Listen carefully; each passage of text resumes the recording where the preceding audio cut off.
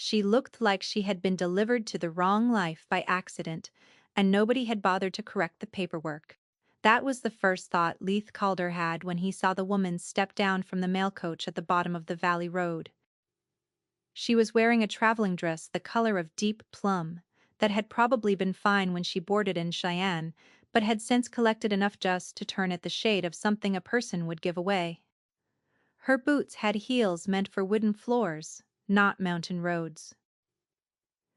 She carried a leather valise in one hand and gripped the brim of a hat with the other against the Wyoming wind, which did not care about hats or women or anything else that was not bolted to the earth. The wind took one look at her and decided she was temporary. Leith watched from the barn door with a bridle in his hands, and the gray mare Pisgah standing behind him, breathing warm air against his neck with the impatient rhythm of a horse who believed all humans existed primarily to bring her oats. The woman stood at the road marker where the trail split, one track leading up toward Kittredge and the Copper Claims, the other leading here, to the Stillwater Ranch, 260 acres of high pasture and creek grass in the shadow of the Wind River Range. She studied the marker, she studied the road. She studied the land stretching out in every direction with the expression of a person trying to find the walls in a room that did not have any. Leith had been expecting her for 11 days. The letter from the attorney in Cheyenne had arrived at the end of March, delivered by the same mail coach that had now delivered the woman herself. The letter said Ottilie Vane was dead. It said the ranch belonged to her niece. It said the niece was coming to settle the estate, which Leith understood to mean sell it, take the money, and go back to wherever people wore plum-colored dresses without apology. He had read the letter twice. He had folded it and put it in his shirt pocket and gone back to work because there was nothing else to do with a thing like that except carry it. Ottilie had been dead 6 weeks. The ranch had been without its owner for 6 weeks.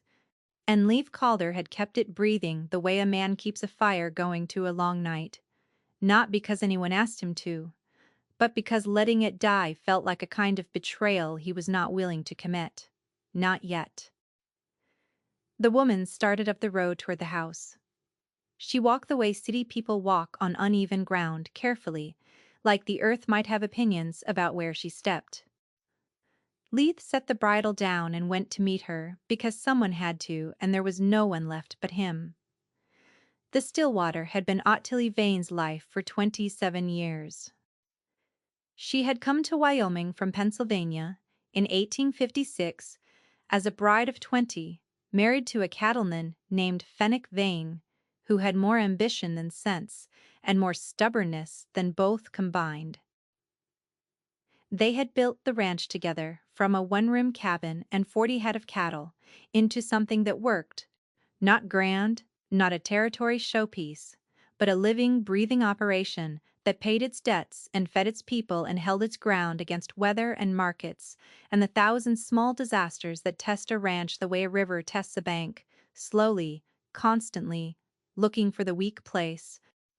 Fenwick had died in the winter of 1870, thrown from a horse on a frozen creek bed. He was 41 years old. He left behind the ranch, the cattle, a barn he had built with his own hands that was still the strongest structure in the valley, and Ottilie, who was 34 and alone, and who did not sell. She did not sell because selling would have meant that everything they had built was only as permanent as the person who built it, and Ottilie Vane did not believe that. She believed that land held the shape of the people who loved it, and she was not finished pressing hers into this valley. She ran the Stillwater alone for 12 years before Leith showed up in 1882, a 19-year-old with a reputation for being good with horses and bad at staying in one place. Ottilie had hired him the way she did everything, directly, without sentiment, and with the understanding that the land came first and personal feelings came when the work was done, which, on a ranch, meant never, Leith had stayed. That surprised everyone who knew him. It surprised Leith most of all. He stayed because Ottilie treated him like a person with a brain, which he had not encountered often. He stayed because the land asked honest work of him and gave honest answers back. and he stayed because somewhere between the first winter and the second spring, the Stillwater had stopped being a job and had started being the thing he thought about when he tried to imagine where he would be in 10 years. Now Ottilie was in the ground beside Fenwick on the ridge above the creek, and Leith was 20 years old and alone on a ranch that belonged to a woman he had never met, who was at this moment walking up the road in shoes that would not survive the week. He had kept the cattle fed. He had kept the fences standing. He had kept the barn doors on their hinges, and the water running clean through the stone troughs Fenwick had built a quarter-century ago. But the ledger in the house told a story he could not fix with wire and sweat.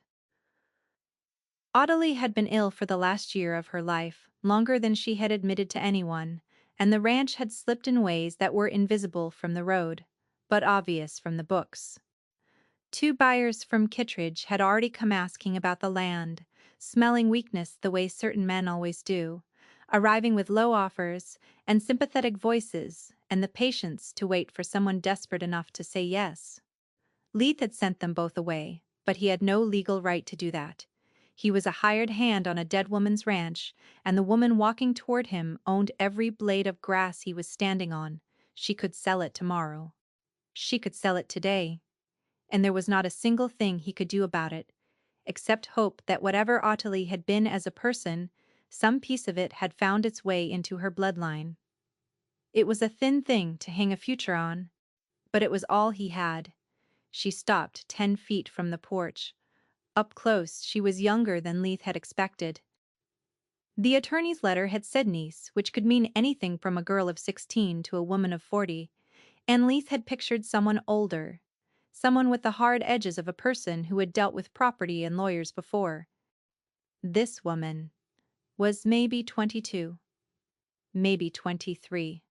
She had dark hair pinned up in a way that the wind had spent the last several hours dismantling, and a face that was not beautiful in the way that word usually got used, but was the kind of face a person would remember, sharp at the jaw, serious at the mouth. And the eyes were the thing. They were gray, or green, or both at once depending on how the light moved through them, and they were taking in every detail of the Stillwater with the quick, organized attention of someone accustomed to making sense of unfamiliar rooms. She was cataloging. He could see it. The peeling paint on the porch rail, the sag in the roofline over the kitchen, the corral fence, where 2 posts had shifted after the March thaw. She was not looking at the ranch the way a person looks at something they might love. She was looking at it the way a person sizes up a problem they have been asked to solve. "You must be the hand," she said. "Leith Calder," he said. He did not extend his hand because his was covered in saddle oil, and he had the feeling she would notice. She set her valise down on the ground. "I am Tamsin Lowell. I believe you received the letter." "I did." "Then you know why I am here?" He held her gaze. "I know what the letter said." Something moved across her face, not quite irritation, closer to the expression of someone who has heard a careful answer and recognized it as careful. She glanced past him at the barn, at the corral, at Pisgah, who was watching this entire exchange from the barn door with the skeptical posture of a horse who did not grant approval lightly. "The attorney tells me the estate is straightforward," Tamsin said. "The land, the cattle, the structures, all unencumbered." "That is correct. He also tells me there has been interest from buyers in the area." Leith felt something tighten at the back of his jaw. "There has been. Good. I would like to have this settled within the month if possible. I have a position waiting for me in Cheyenne and I would prefer not to lose it." There it was. Leith had known it was coming, had felt the shape of it in every line of the attorney's letter, and still the hearing of it spoken aloud did something to his chest that he did not care to examine. She was going to sell. She had probably decided before she boarded the coach. The ranch was already a number in her mind, a figure on a page, a number to be converted into money and spent elsewhere. "What position?" he asked, and immediately did not know why he had asked it. Tamsin regarded him with an expression that said, This was not his business, which it was not. I teach, she said, at a girls' academy. I have been offered a permanent appointment beginning in September. Leith nodded. His gaze dropped to the valise sitting in the dirt. Then to her shoes, which had already acquired a layer of Wyoming that would not come out. Then to the sky, which was doing the thing it did in early April in the Wind River country, piling cloud against the western peaks like a threat it might, or might not, follow through on. Miss Lowell, he said. Have you ever been on a ranch before? No. Have you ever seen a working cattle operation? I grew up in Philadelphia. He almost smiled. Not quite, but close. That was not precisely an answer to my question. It was precisely an answer to your question, Mr. Calder. A silence sat between them, not hostile. Careful two people, measuring each other across a gap. Neither of them had chosen. Then the wind shifted, and brought with it the sound of the cattle from the upper pasture, a low, distant chorus of animals, doing what animals do when the afternoon turns toward evening. Tamsin turned her head toward the sound, and her expression changed. Not softened, exactly, a shift. A response that happened below the level of intention, the way a body responds to music before the mind decides whether it likes the song. She caught herself, straightened, turned back to him. I will need to see the property records, she said. The ledger, the bill of sale for the cattle, the deed, and any outstanding accounts. I assume my aunt kept records. Adelie kept records the way the mountain keeps snow, Leith said. There is nothing about this ranch she did not write down. Good. I will begin reviewing them tonight. I will also need a room. There is a room prepared for you in the house. Ottilie asked me to keep it ready. She paused. Before she died, she asked me to keep it ready for you. She said you would come eventually. Tamsin went very still. The wind moved through the silence between them. She knew I would come, Tamsin said. Not a question. Something quieter than a question. She talked about you, Leith said. He had not planned to say this and did not know why he was saying it now, except that it was true and the moment seemed to want the truth. Not often. But she said you were the only family she had left who still had any fight in her. She said you would come when you were ready, or when you had no choice. And that, either way, the ranch would be here. Tamsin picked up her valise. She gripped it with both hands in front of her, knuckles white, as if she needed her hands to be doing anything other than shaking. Which it is? Leith asked. Which is what? Ready? Or no choice? She held his gaze for a long moment. The wind pressed against her back, like a hand trying to push her toward the door. I have not decided yet, she said. She walked past him and into the house. The screen door closed behind her, with the soft wooden sound of a thing settling into its frame. Leith stood on the porch and looked out at the valley. The light was going amber and long across the pastures. The cattle were dark shapes moving against the far tree line. Pisgah whinnied from the barn, which was her way of saying that supper had not happened yet, and she had opinions about that. He turned and walked back to the barn. Behind him, through the kitchen window, he could see the shape of Tamsin Lowell, standing in Ottilie's kitchen, standing very still, looking at something he could not see from where he was. He could not tell what she was looking at. He could not guess what she was thinking.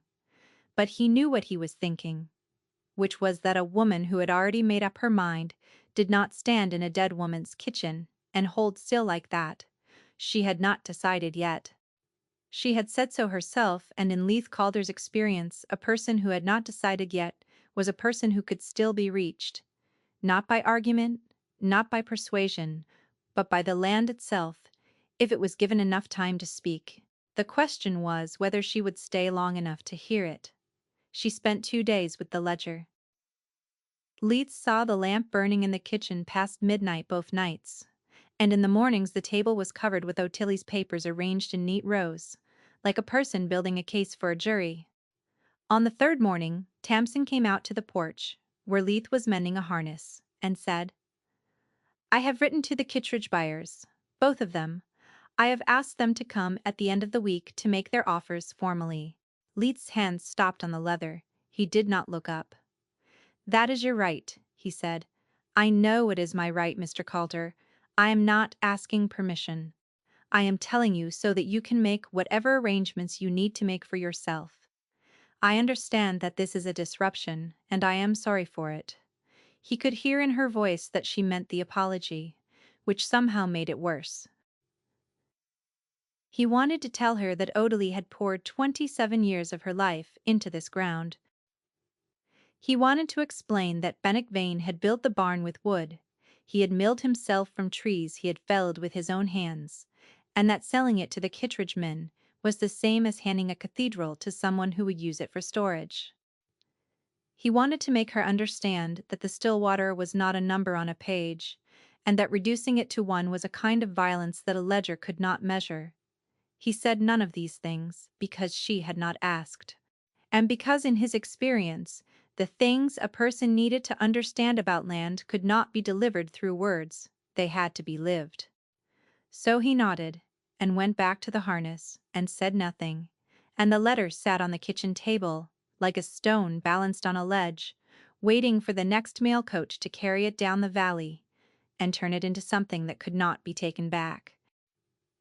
The storm came that afternoon, as if the mountain had been listening. It came from the northwest, which was the bad direction. The direction that meant the weather had traveled across the open plateau, with nothing to slow it down, and had arrived at the Wind River with its full weight intact. Leith saw the sky change at 2:30. By 3 the temperature had dropped 15 degrees, and the wind had shifted from a push to a shove. By 3:30 the first snow was falling sideways across the valley in thick driving sheets that turned the world into a white wall. Tamsin was in the kitchen when Leith came through the door, moving fast. She had never seen him move fast before. In 3 days of watching him work, she had observed a man who did everything at the same unhurried pace, as if time were a horse he refused to let run. Now he was pulling on a heavier coat and reaching for the rope coiled by the door, and his face had the expression of someone doing arithmetic he did not like the answer to. "What is happening?" she said. "Cattle are in the upper pasture." He pulled his hat down tight. "If this holds for an hour, they will drift south into the tree line and the ravine beyond it.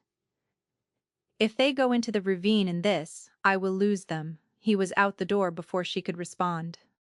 She went to the window and watched him cross the yard in the driving snow, leaning into the wind at an angle that made him look like a man walking uphill on level ground. He reached the barn and came out 60 seconds later on Pisgah, and the mare was already running before they cleared the corral gate. Tamsin stood at the window. The snow was so heavy now that she lost sight of him within seconds. He was just there, and then he was not. Swallowed by the white the way a stone disappears into deep water. The house creaked around her. The fire in the stove popped and settled. She was alone in a way she had never been alone before. Not the aloneness of an empty room in a city where there were walls on every side, and people beyond them, but the aloneness of being the only human consciousness in a landscape that stretched farther than she could comprehend. She stood at the window for 40 minutes. The storm did not ease. The snow piled against the porch steps, and the corral fence, and the barn door in sculpted ridges that grew while she watched. The world outside the glass was a single unbroken white, and somewhere inside it, a man she had known for 3 days was trying to save 30 animals on a ranch she was planning to sell. That thought landed in her chest and stayed there heavier than she expected. She did not examine it, she just let it sit. Then she saw the shape, barely visible, a dark form moving through the white, low and slow and coming from the wrong direction, not from the upper pasture, but from the east, from the creek side. She pressed her face to the glass. It was not Leaf. It was not a horse.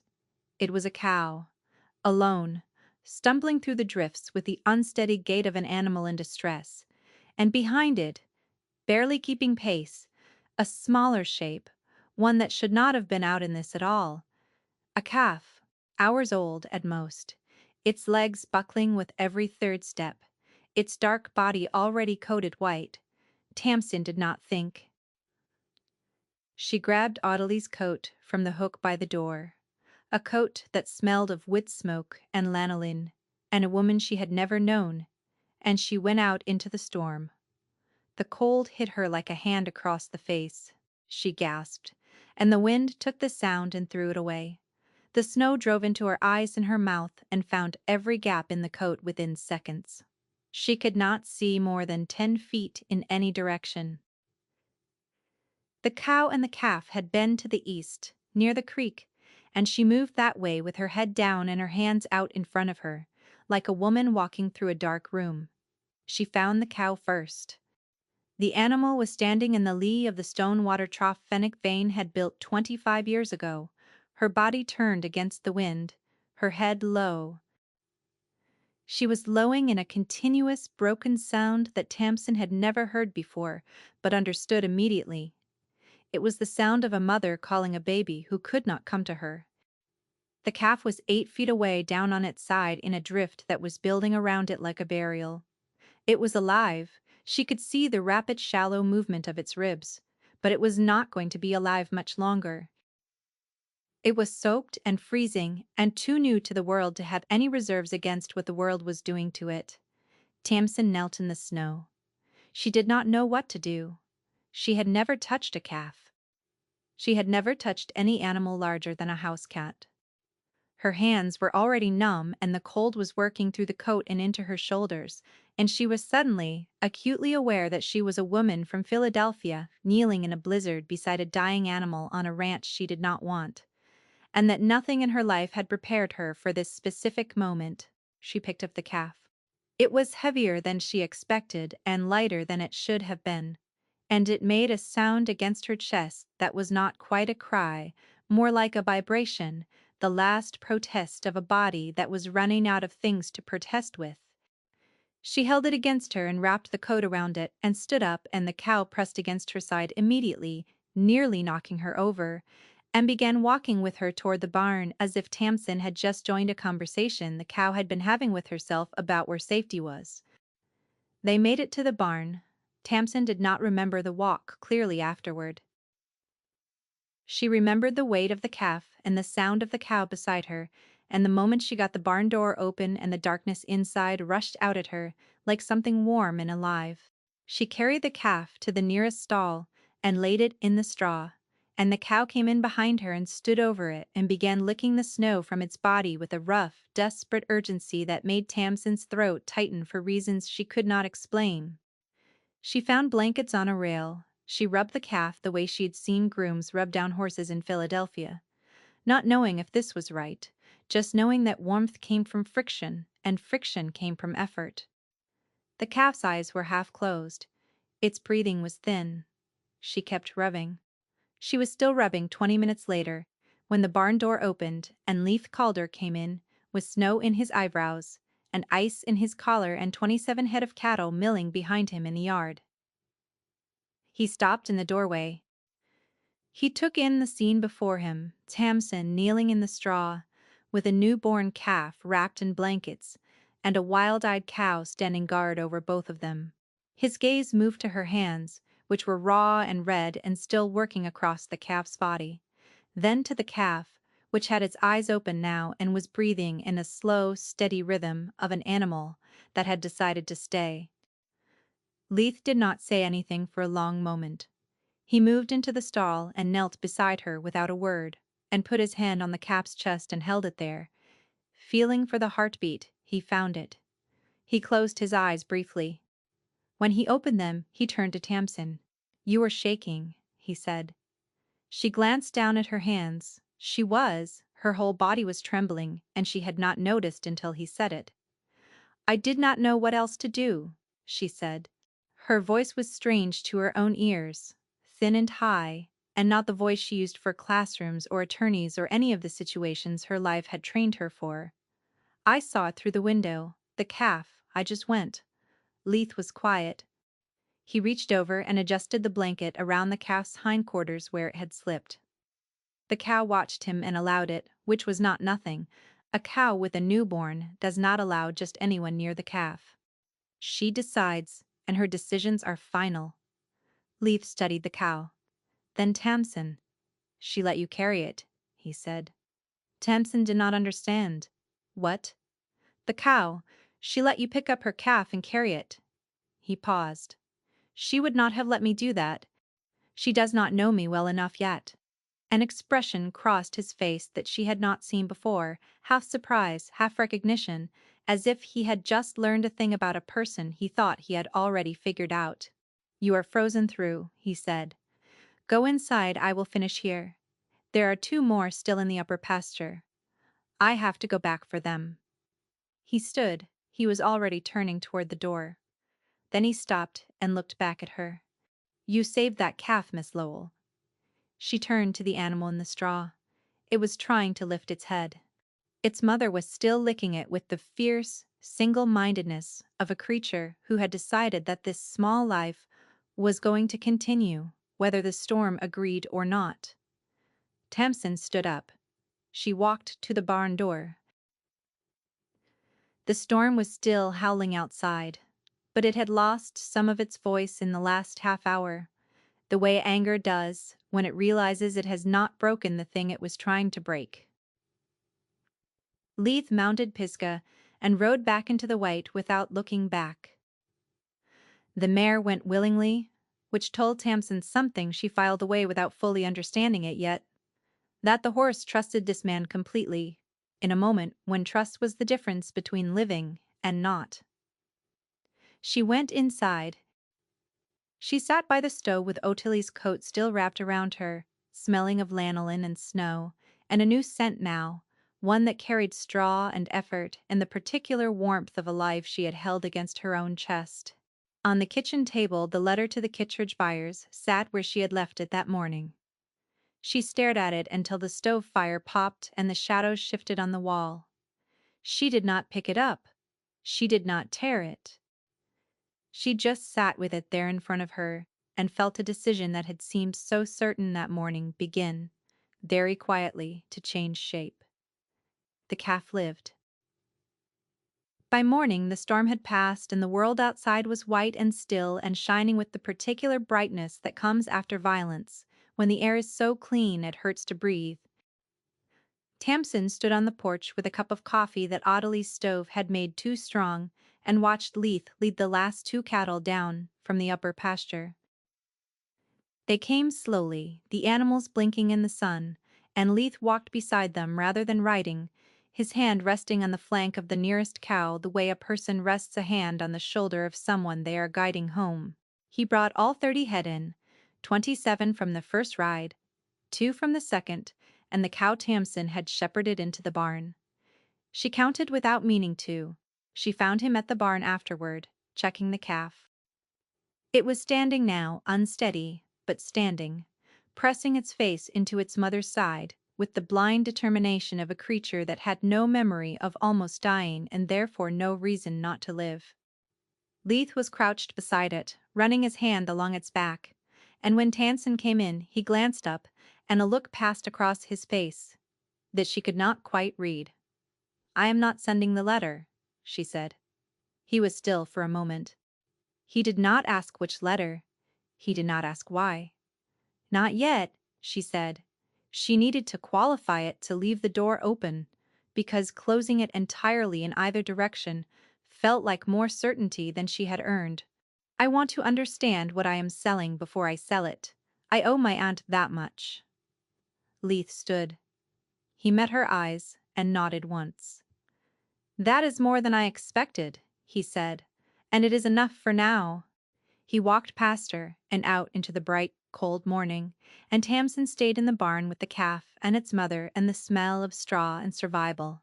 And she thought about the word now and what it meant when a person used it like that. Like a door being held open by someone too careful to push. April turned to May the way a conversation turns from careful to honest, slowly. And then all at once, Tamsin did not learn the ranch. The ranch learned her. It learned what she could carry and what she could not. It learned that she was afraid of the creek crossing when the water ran high, but not afraid of the dark, which was the opposite of most people who came from cities. It learned that she had hands that were quick and precise from years of penwork and needlework, hands that could splice a wire or thread a needle through leather with the same focused patience she brought to everything. It learned that she talked to the kettle when she thought no one was listening, which Leith heard one morning from the far side of the barn and did not mention because some things are better left unwitnessed. She started with the books. That was where she felt sure of herself, in the clean logic of numbers, and the Stillwaters books needed her badly. Audley had been meticulous in her records, but had stopped understanding them in the last year of her illness, and the result was a ledger that told the truth in fragments but not in whole. Tamsin sat at the kitchen table every evening after supper and rebuilt the accounts from the beginning, tracing every purchase and every sale and every debt until the shape of the ranch emerged from the numbers, like a landscape emerging from fog. What she found surprised her. The Stillwater was not failing. It was mismanaged at the margins. Yes, carrying debts that could have been avoided and missing revenue that should have been captured. But the bones of the operation were sound. The land was good. The water was reliable. The herd was healthy. With proper accounting and 2 years of disciplined management, the ranch could be not just solvent, but profitable. She told Leith this one evening over coffee. She had made charts on the back of Otney's stationery, columns of figures that mapped the next 24 months in feed costs and cattle prices and projected revenue. Leith studied the charts with that particular attention that was not judgment and not admiration, but something in between. The quiet focus of someone watching a capability reveal itself that he had not anticipated. "You did all of this in a week," he said. "I did all of this in 4 evenings. I am a teacher, Mr. Calder. Organization is what I do." He turned back to the numbers. He was quiet long enough that Tamsin thought he would not speak. Then he said, "Oh, Tilly would have liked you." It was the first time he had said anything like that. Tamsin felt the words land somewhere below her ribs and did not respond because she did not trust what her voice would do. She learned to ride in May. Not well, not with the effortless language that Leeds spoke with every horse he touched, but competently, the way someone learns a second language, with visible effort and occasional grace. Pisgah was the test. The gray mare had opinions about riders, the way some people have opinions about weather, strongly held, frequently expressed, and non-negotiable. She had tolerated Tamsin for the first 3 weeks with a resigned patience of a creature enduring something beneath her dignity. Then one morning in the second week of May, Tamsin brought her an apple from the root cellar, and Pisgah took it from her palm and regarded her with one dark eye, and something shifted between them. Not trust exactly, more like a provisional agreement. The mare would carry her. She would not make it easy, but she would carry her. Leith watched this from the corral fence and said nothing, but that evening at supper he said, "Pisgah does not take apples from people she does not intend to keep." Tamsin raised an eyebrow. "Is that a compliment to me? Or to the apple?" "It is a statement of fact about the horse." She almost laughed. Almost. The sound started somewhere in her chest, and she stopped it before it reached her mouth. Not because she did not want to laugh, but because laughing felt like a concession to something she was not ready to concede. She found Tilly's journal in June. It was in a trunk in the bedroom beneath folded quilts and a wedding dress that had yellowed to the color of old cream. The journal was not a diary in the way Tamsin understood diaries.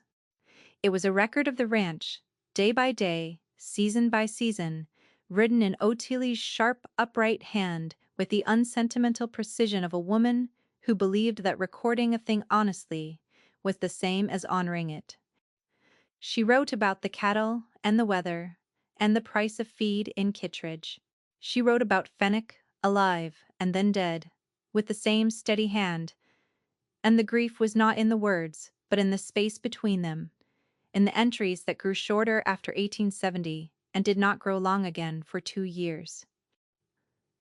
She wrote about Leith. She called him the boy for the first 6 months, then Calder, then Leith.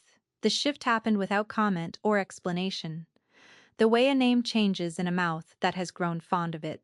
She wrote that he was good with animals and bad at sitting still. She wrote that he reminded her of Fenwick, not in appearance or temperament, but in the way he treated the land as if it were a living thing capable of being hurt by carelessness. She wrote about Tamsin, not often but enough. My sister's girl, she wrote in an entry dated 1881. I have not seen her since she was 9. Vivian will not bring her and will not send her. Vivian believes I chose the land over the family. She is not wrong. But she does not understand that sometimes the choosing and the loving are the same act, and that a person can do both without betraying either. Tamsin closed the journal. She sat on the edge of Ottilie's bed and pressed her hands flat against the cover and breathed in a way that was not crying, but was adjacent to it, the way a road runs parallel to a river without ever quite meeting it. She did not show the journal to Leith, not yet. There were things in it she needed to sit with first, things that rearranged the furniture in rooms she had thought were settled. The days grew long. The sun came earlier and stayed later, and the valley turned green in stages, the creek bottoms first, then the pastures, then the slopes above the tree line, where the last of the snow retreated upward like a tide going out. Tamsin and Leith developed a rhythm that neither of them named or acknowledged, but both of them maintained, with the careful precision of people who understand that what is being built between them is fragile and important, and not yet ready to be examined in direct light. He taught her things without calling it teaching: where to check for fence weakness after a freeze, how to read a cow's posture for signs of illness, which grasses meant the soil was good, and which meant it was giving out. He offered these as observations, as comments made while working side by side, and Tamsin received them the same way as things worth knowing rather than lessons being given. She taught him things without calling it teaching either. How to structure a negotiation with the feed supplier in Kittredge so that the price moved before the conversation ended. How to read a contract for the language that mattered and ignore the language that was there for show. How to write a letter to a bank that made the bank feel like it was being offered a favor rather than asked for one. He absorbed these with the same expression she had seen on his face the night of the storm. That look of quiet recalibration, of someone adjusting the space they had made in their understanding for who she was. They did not touch. They did not speak about what sat between them in the evenings, when the light went long and the coffee grew cold, and neither of them moved to clear the table, because clearing the table meant the evening was over, and neither of them wanted the evening to be over. But it was there in the way he handed her a cup, and his fingers paused near hers for a half-second longer than the task required. In the way she said his name now, Leaf, not Mr. Calder, and the way the sound of it in her voice made him go still for just a moment, the way Pisgah went, still, when she heard something on the wind worth listening to. It was there, and they both knew it, and neither of them said a word. The evening it happened was in the 3rd week of June, when the light lasted until nearly 9, and the air smelled of sage and warm grass, and the creek ran low and clear over the stones below the house. They were sitting on the porch after supper, which had become their habit, 2 chairs angled toward the valley, with coffee between them and the sound of the cattle settling for the night in the near pasture. Tamsin said, "My mother hated the land." Leith did not move. He held his cup and waited the way. He waited for everything with the patience of someone who understands that the important words come after the first ones, not during them. She was Ottilie's younger sister, Tamsin said. They grew up on a farm in Pennsylvania. Their father was a hard man, not cruel, but hard the way the land made men hard when the land was all they had. Ottilie loved it. My mother did not. She wanted walls and floors and streets and the sound of people instead of wind. She paused. Her gaze moved across the valley. When Ottilie came west with Fenwick, my mother called it a betrayal, she said. Ottilie had chosen dirt over family. She married my father, who was a clerk in Philadelphia, and she raised me in a house with papered walls and gas lamps. And she told me every day, in ways large and small, that the land was a thing women endured, not a thing they chose. That choosing it was a kind of madness. The cattle lowed in the pasture, the creek moved over its stones. I believed her, Tamsin said. I believed her because she was my mother, and because the life she built was comfortable and clean, and I had never seen the alternative. I had never stood in a barn at midnight, with a calf against my chest. I had never watched grass come back after a hard winter. I had never— She stopped. She started again. I was 9 the last time I saw Ottilie. My mother brought me here for 3 days. It was the only time. I remember the barn. I remember a woman who smelled like wood smoke and who held my hand and walked me along the creek and told me the names of every plant growing on the bank as if she were introducing me to people she loved. Her voice was steady but thin, like a wire pulled taut. My mother never brought me back. She and Ottilie stopped writing when I was 12. I do not know which of them stopped first. I did not ask, because asking felt like choosing a side. And I was a child, and children should not have to choose sides between the women who made them. She turned to Leith. He was watching her with an expression she had not seen before. Not pity. Something more dangerous than pity, understanding. I came here to sell this ranch because I believed my mother's version of the story. I believed that the land was something to be escaped from, not built on. I believed that a woman who chose this life chose loneliness. She set down her cup. I am not sure I believe that anymore. The silence that followed was not empty. It was the kind of silence that holds the shape of what has just been said the way a valley holds the shape of a river that carved it. Leith was quiet for a long time. Then he said, Ottilie never thought your mother was wrong. She told me once that Vivian was the bravest one in the family because she left. She said leaving takes a kind of courage that staying does not. Tamsin stared at him. She said that. She said it more than once. She also said that staying takes a kind of courage that leaving does not, and that neither one is better. They are just different doors. The light was going. The mountains held the last of it on their peaks, gold turning to copper, turning to the deep blue that meant night was coming and was not going to wait. She never told my mother that, Tamsin said. No, Leith said. I do not think she did. Some things get said too late or not at all. It does not mean they were not true. Emery Stroud arrived on a Tuesday morning in the first week of July with a surveyor, a leather satchel full of documents, and the particular competence of a man who believed that patience is just another form of pressure, applied slowly enough that the other person mistakes it for kindness. He came in a buggy with a matched pair of bays and a driver who stayed with the horses, while Stroud walked to the porch with the surveyor half a step behind him. He was a tall man, well-made, with clean hands and a trimmed beard, and clothes that had been chosen to communicate exactly one thing, that he was the kind of man who could afford to wait, and who expected waiting to be rewarded.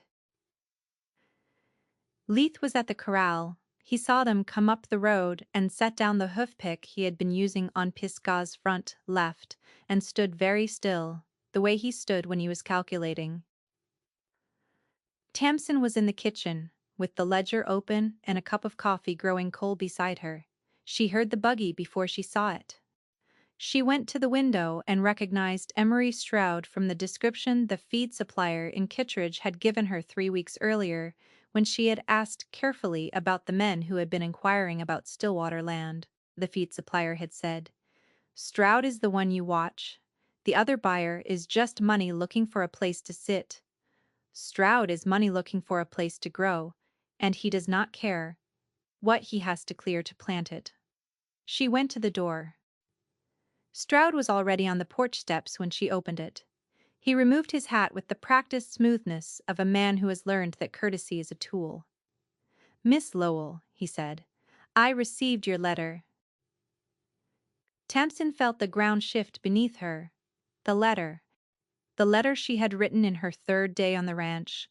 The letter she had never sent.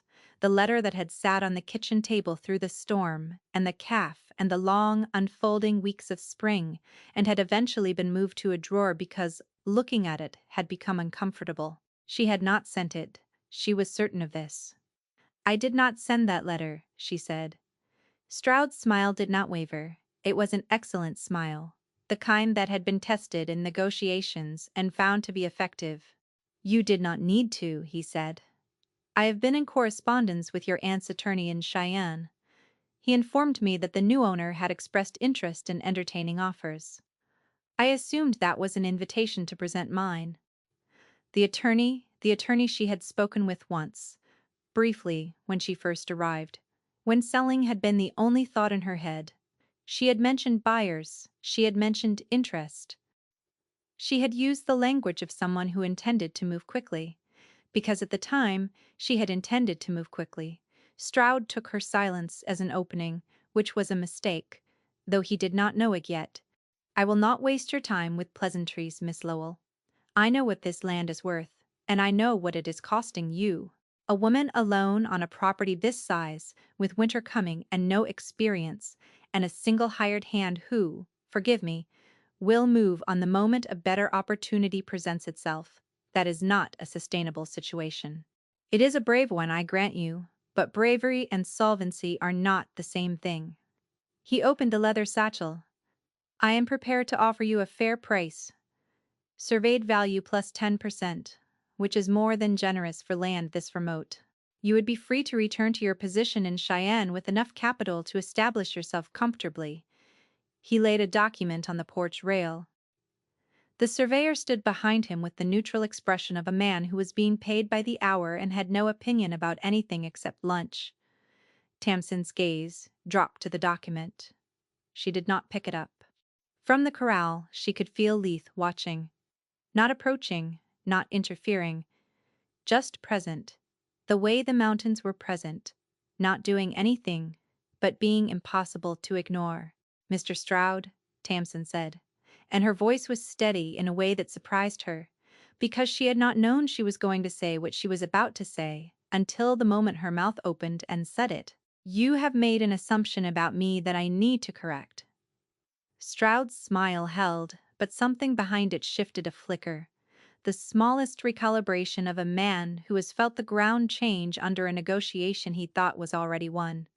"You have assumed," Tamsin said, "that because I am a woman, and because I am from a city, and because I am standing on land I did not build, that I am looking for someone to take it off my hands. You have assumed that my presence here is temporary, and that your patience will outlast my resolve." She took a breath. "My aunt built this ranch with her husband, and then ran it alone for 12 years after he died. She did not sell. She was not lost. She was not waiting for a man with a satchel and a surveyor to come explain her own situation to her." Stroud's smile was gone now. What remained was the face beneath it, calculating, sharp, and for the first time uncertain. "I am Ottilie Vane's niece," Tamsin said, "and I am telling you that the Stillwater is not for sale, not today, not at your price. Not at any price you are prepared to name. If that changes, I will contact you through my attorney. Until then, any further approach to this property should be directed to me in writing, not in person, and not through intermediaries." She picked up the document from the porch rail and held it out to him. He did not take it immediately. His eyes moved past her to the house, to the barn, to the corral where Leith was standing with one hand resting on Pisgah's neck and the other at his side, watching with the calm attention of a man who was exactly where he intended to be. Stroud turned back to Tamsin. He took the document. "You are making a mistake," he said. His voice was still pleasant, but the pleasantness had edges now. "Possibly," Tamsin said, "but it is my mistake to make, and that is the part you keep forgetting." The surveyor glanced at Stroud. Stroud swept his gaze across the valley, across the pastures running green to the tree line, across the creek flashing silver in the morning sun, across the land he had been watching and waiting for, and had just been told he could not have. He put on his hat. "You have my card," he said. "I do not," Tamsin said, "but I am sure your attorney can find mine." Stroud walked back to the buggy. The surveyor followed.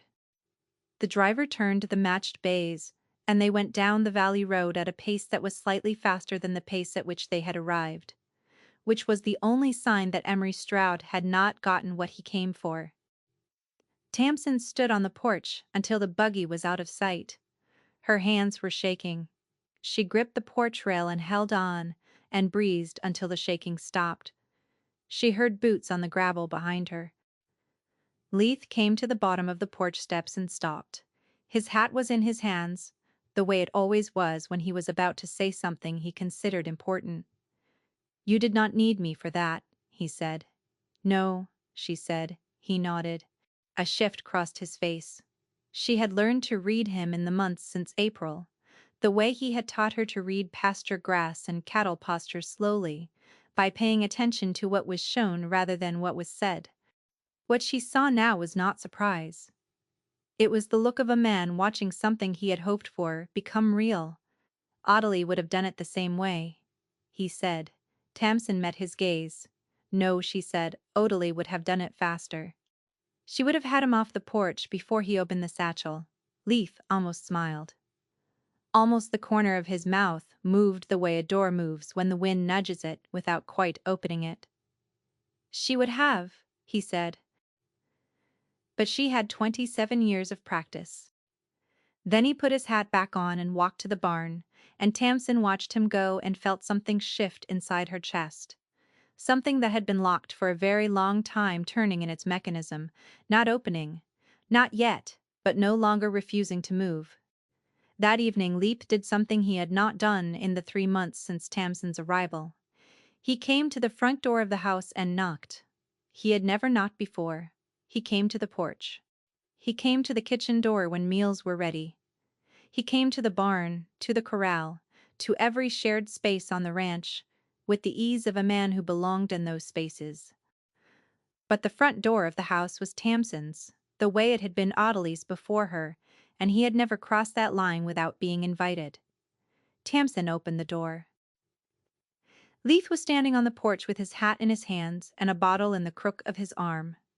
It was a bottle of brandy, old, the label faded, the kind of bottle that lives at the back of a shelf and waits for a reason. "Otillie kept this," he said. "She told me it was for the night the ranch earned it." He paused. "I think tonight qualifies." Tamsin considered the bottle. She considered Leith. She stepped aside and let him in. They sat at the kitchen table with 2 glasses between them, and the lamp turned low and the windows open to the July evening, which was warm and still and smelled of sage and the distant sweetness of creek water moving over stone. The cattle were quiet in the near pasture. Pisgah was quiet in the barn. The whole valley was holding its breath, or seemed to be, the way the world sometimes goes still when it senses that something important is about to happen inside a room. "You did not have to stay," Leith said. He was turning his glass slowly, the way hands do when they need a task. "When you came here in April, you could have sold within the week. You had every reason to. You had a life waiting for you, a position, walls and floors and everything your mother taught you to want." He raised his eyes. "Why did you stay?" Tamsin was quiet. She turned her own glass. "I stayed because of the calf," she said. "The calf, the night of the storm. When I went out into it and I did not know what I was doing, and I carried that animal into the barn and I sat in the straw, and I kept it alive." She paused. "I have never done anything like that before, in my entire life. I have taught grammar and penmanship and arithmetic to girls who will grow up to marry clerks and live in houses with papered walls and never once carry a dying thing against their chest in a blizzard." She studied her hands. "And I sat in that barn and that calf opened its eyes and I thought, this is the most important thing I have ever done. Not the most impressive. Not the most respected. The most important. Because it was real. Because the stakes were a life. Not a grade on a paper. not a line in a letter, a life. And I was the one standing there. The lamp flickered, the shadows moved on the wall. That is why I stayed, she said. Not because of the land, not because of Otillie, because I discovered that I am capable of something I did not know I was capable of, and I wanted to find out what else was in there in me, that I had not found yet because no one had ever asked me to look. Leith was still. He was watching her with an expression that had no mask over it, nothing careful, nothing measured, just his face as it was when he was not guarding it. And she realized she had never seen that face before. She had seen his patience, and his competence, and his quiet steadiness, and all the ways he moved through the world that made him seem older than 20. But she had never seen this. This was the face beneath all of that. And it was younger than she expected and more open, and looking at her with an intensity she recognized because she felt it too. The terrifying vertigo of a person standing at the edge of a truth they cannot take back once they say it. I need to tell you something, Leeds said. Tell me. He set his glass down. When Ottilie died, I had a choice. I could have left. There was nothing keeping me here legally. I was a hired hand. The ranch was going to a niece I had never met. Every reasonable calculation said to take my wages and go. He paused. I stayed because Otelli asked me to. She asked me to keep the ranch alive until you came. She said you would come, and she said you would want to sell, and she said— He stopped. He started again. She said, let her see it first before she decides.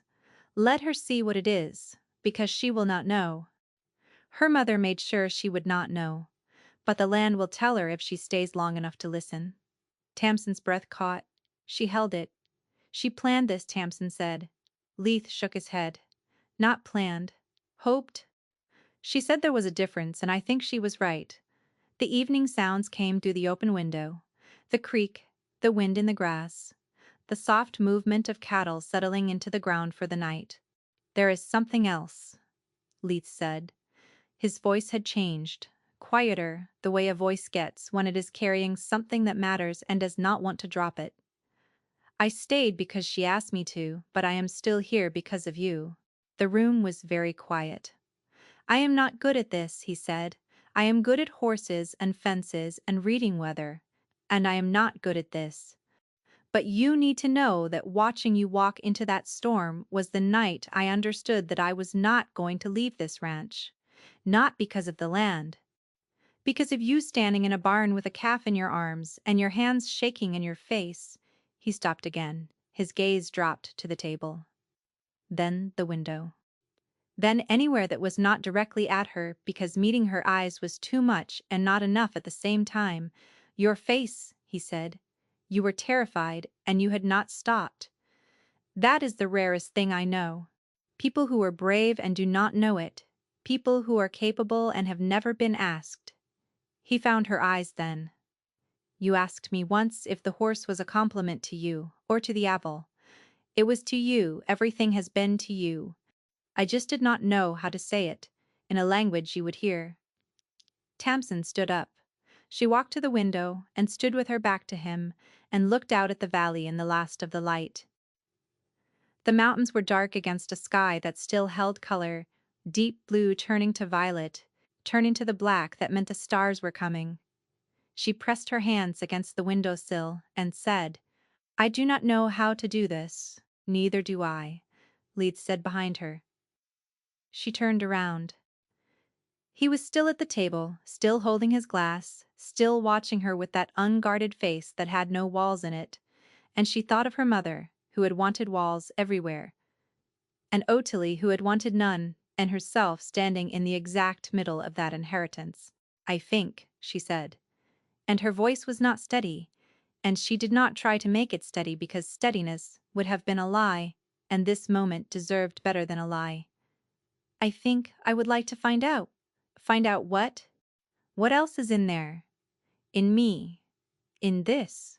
She gestured at the space between them, at the table, at the house, at the valley beyond the window, all of it.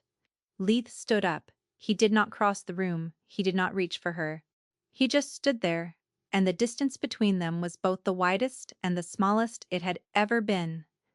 Full of everything they had said and everything they had not said, and the understanding that what came next would be built slowly the way the ranch had been built, one honest day at a time.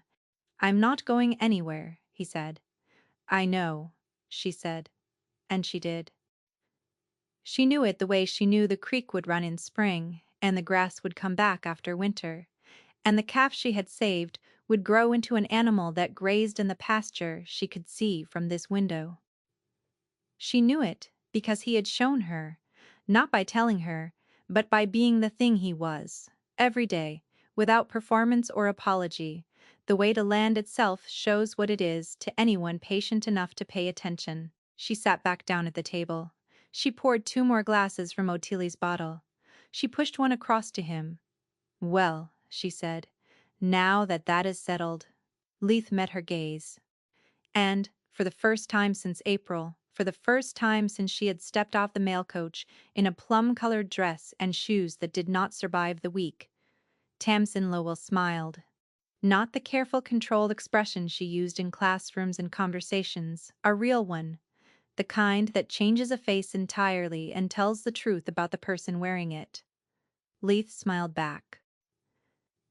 It was, she thought, the most natural thing she had ever seen him do.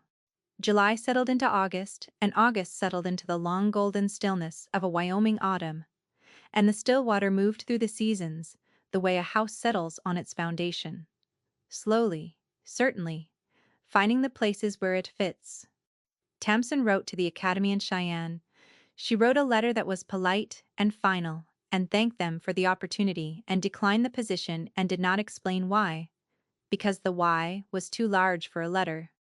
It was a valley, and a creek, and a gray mare who had decided she was worth carrying. It was a barn in a blizzard, and the weight of a calf against her chest. It was a man who said things with his hands, and his work and his silence that would have taken other men 100 words to say less well. She wrote to her mother. That letter was harder. She wrote it 3 times, and threw it away twice, and on the 3rd time she wrote the truth, which was this. "You were not wrong about the land, Mama. It is hard and it is lonely, and some days it asks more of a person than a person should have to give. But you were not right either, because there is a version of this life that you never saw or saw and chose not to want, and I have found it. And I am staying." She did not know if her mother would write back. She sent the letter anyway. Some things need to be said, whether or not they are received. The saying is the point. Leith filed the partnership papers in Kittredge on a Thursday in September. He rode down in the morning and came back in the afternoon with a copy of the documents rolled in his saddlebag and a bag of apples for Pisgah, who accepted them with the magnanimous air of a horse who has always known she was the most important figure in any arrangement. The partnership was equal. Tamsin had insisted on this over Leith's objection. He had wanted to take a smaller share, had argued that the land was hers by right and by blood, and that he was a hired hand who had simply stayed long enough to be useful. Tamsin had fixed him with the expression she used when a student gave an answer that was technically correct but fundamentally wrong, and said, "You kept this ranch alive for 6 weeks on nothing but stubbornness and loyalty to a dead woman's wish. If you think that entitles you to less than half, then you do not understand what you are worth, and I am not going to be the one to let you undervalue yourself." He was learning that there were negotiations he could win with Tamsin Lowell and negotiations he could not, and that the difference usually had to do with whether the subject was cattle or character. The autumn was dry and warm, and the pastures held their green late into October. The herd gained weight, the creek ran clear. The books balanced for the first time in 2 years, and when the feed supplier in Kittredge asked Tamsin how she had managed it, she said, "I counted things," and he laughed. And she did not tell him that counting things was the most undervalued skill in the territory, because she had already learned that the best advantages are the ones nobody else recognizes as advantages. On a warm evening, near the end of October, Tamsin found Leith sitting on the top rail of the south pasture fence, watching the cattle settle into the grass in the long amber light. She climbed up beside him. The fence was solid under her, every post driven right, every wire taut and true. They sat in silence for a while. The kind of silence that does not need to be filled because it is already full. Ottilie wrote something in her journal. Tamsin said near the end, one of the last entries. Leith waited, she wrote. The land does not care who you were before you came to it. It only cares what you are willing to become. The cattle moved through the grass below them. Pisgah stood at the corral fence with her head over the top rail, watching the valley with the proprietary satisfaction of a horse who considers the entire landscape a personal responsibility. The Wind River Range held its first October snow on high peaks, white against a sky so blue it looked like something a person had made on purpose. I was so certain, Tamsin said, when I stepped off that coach. I was so certain that I knew what this place was. I had my mother's version of the story, and my own fear and a teaching position in Cheyenne, and I was so certain that I was passing through. She turned to him. I did not know that a person could be that wrong and that lucky at the same time. Leith was quiet. He surveyed the valley, the land they had held together through a storm and a summer and an autumn that was turning the aspens along the creek to gold. He reached over and took her hand. It was the first time he had done that. His hand was rough and warm and certain, and she let hers rest in it, the way a person finally sets down something heavy they have been carrying for a long time. My mother wanted me to be safe, Tamsin said. She wanted walls between me and everything that could hurt me, and I understand that now in a way I did not understand before, because love makes you want to build walls around the people you love. That is what love does. It protects. Her gaze followed the pasture fence, running straight and true along the boundary of what was hers. But this is what I have learned, she said. Love also opens doors. It walks you out into storms. It puts a dying thing in your arms and says, now, what are you going to do about this? And the answer is, the life you build from that moment forward. The light was going. The mountains held the last of it, the way they always did, as if they were storing it for later. The creek ran quiet below them. Somewhere in the barn, Pisgah shifted her weight and sighed, with the deep contentment of a creature who has eaten well and been brushed properly and has no complaints about the current arrangement of the universe, Leith said. Do you remember what I told you the night Strout came? Tamsin said.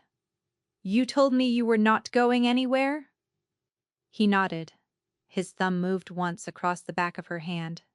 I meant it, he said. I know, she said. That is why I stayed.